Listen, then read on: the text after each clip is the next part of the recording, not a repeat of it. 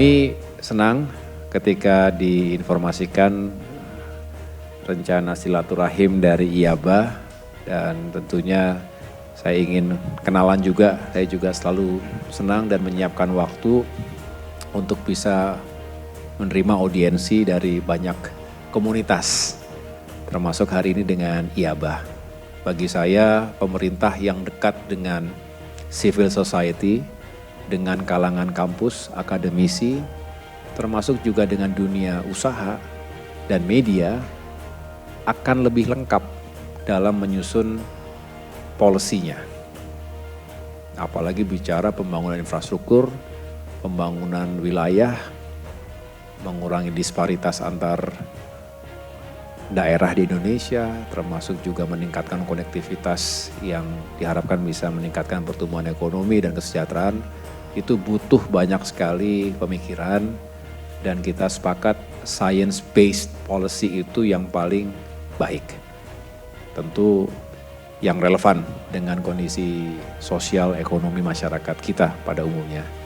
Jadi selamat datang kembali kepada IABA. Saya ingin mendengarkan apa yang ingin disampaikan oleh Pak Ketum di forum ini. Terima kasih, silakan. Kami datang audiensi kepada Bapak.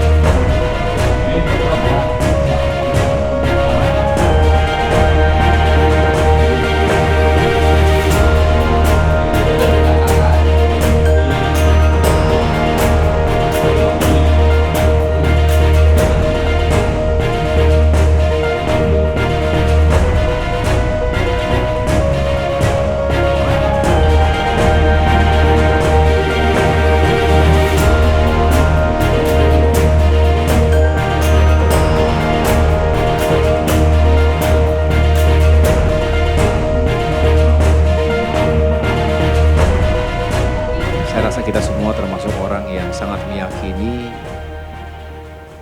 human capital itu yang akan menjadi game changer, pembeda dan sekaligus penentu kesuksesan sebuah bangsa.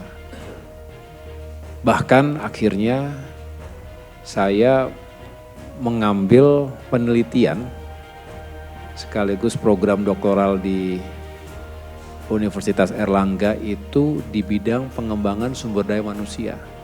Tadi sudah diangkat sedikit, kepemimpinan transformasional dan orkestrasi sumber daya manusia bangsa menuju Indonesia Emas 2045. Itu judul disertasi saya. Temuannya saya rasa sudah bisa dibayangkan bahwa negara maju di dunia semua ditopang oleh leadership yang efektif, yang visioner, transformatif, tapi juga orkestrasi SDM. Nah, bicara SDM, kita tentu harus masih bekerja keras sebagai bangsa ini. Kita bersyukur kita mendapatkan privilege, kita mendapatkan kesempatan dan juga diberikan kemampuan. Kadang ada yang mampu tapi tidak punya kesempatan. Ada yang punya kesempatan tapi disia-siakan. Nah, mudah-mudahan lebih banyak lagi yang punya kemampuan atau paling tidak keinginan keras untuk bisa sukses dan negara hadir untuk memberikan kesempatan finansial, network, dan lain-lain. Jadi lebih banyak lagi orang yang punya kesempatan sebaik kita. Dan saya setuju, tadi sudah dibahas, kata-kata orkestrasi itu punya implikasi bahwa memang harus ada penugasan khusus dari negara. Kalau saya membayangkan, tadi kan bicara link and match, kok ada gap, ada yang susah nyari kerja. Lalu bagaimana yang bisa dilakukan oleh negara? Padahal nggak sedikit, triliunan rupiah setiap tahun digelontorkan untuk program LPDP. Belum lagi ada sumber-sumber beasiswa lainnya yang bisa diberikan kepada putra-putri kita terbaik gitu. Nah, penugasan ini bisa sektoral, tematik, bisa juga regional. Misalnya gini Pak, kebayang Pak Presiden Prabowo ingin Papua, Indonesia Timur benar-benar kita bangun, jangan sampai tertinggal terlalu lama, disparitas juga bisa kita kurangi, maka dibutuhkan satu satgas khusus, satu tim yang fokus diberikan tugas 5 sampai 10 tahun, misalnya begitu ya. Ya tadi, mungkin justru dikasih timeline, dikasih tugas, kadang-kadang aktualisasi kita itu kan tidak tertangkap oleh negara gitu. Mungkin tidak semua orientasinya, ya semua butuh uang, salary yang baik lah mungkin. Tapi kalau dibandingkan kan memang berat ya antara standarnya UK mungkin Eropa. Tapi begitu mungkin, tapi di sini dapat tugas, dapat kehormatan dan juga menjadi batu loncatan awal untuk kemudian dia bisa berkarir lebih panjang. Kenapa tidak? Mungkin itu juga sebuah pilihan yang baik, tidak melulu dengan uang finansial gitu ya. Tapi dikasih tugas khusus, akhirnya misalnya dibutuhkan pengembangan Papua. Cari orang-orang terbaik, disekolahkan. Kita perlu urban planners. Udah kirim. Kita butuh orang teknik sipil, misalnya engineers yang bisa memahami geografi Papua. Nah kayak gitu-gitu, kirim. Kita butuh ahli lingkungan hidup, kita butuh ahli air, ya begitu kan. Atau ahli ekonomi kreatif, dan lain-lain.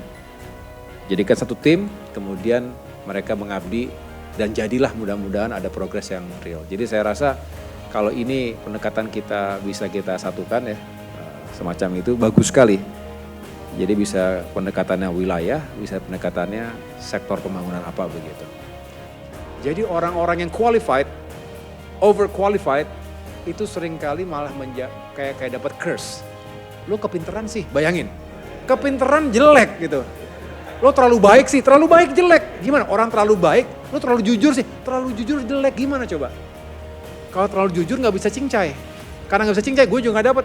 Begitu akhirnya. Jadi itu kan satu nafas. Makanya saya senyum tadi, karena tadi pagi saya lagi mikir gitu, kenapa ya ada orang-orang bagus, gak kepake atau kalah sama orang-orang yang kita tahu biasa-biasa aja sebetulnya gitu. But anyway, sebetulnya ini masalah mendasar, human capital. Mudah-mudahan IABA bisa menjadi bagian dari solusi dan saya siap sekali lagi menjadi bagian dari kolaborasi. Dan terima kasih tadi sebuah kehormatan menjadi Dewan Kehormatan. Mudah-mudahan bisa punya makna dan dampak juga ya. Kalau ada acara atau kegiatan, jangan hanya saya, ini semua orang-orang hebat semua, orang-orang top semua, masih ada lagi stok yang lain. Tolong diajak semuanya karena saya rasa semakin luas network kita, bisa banyak hal yang bisa kita lakukan.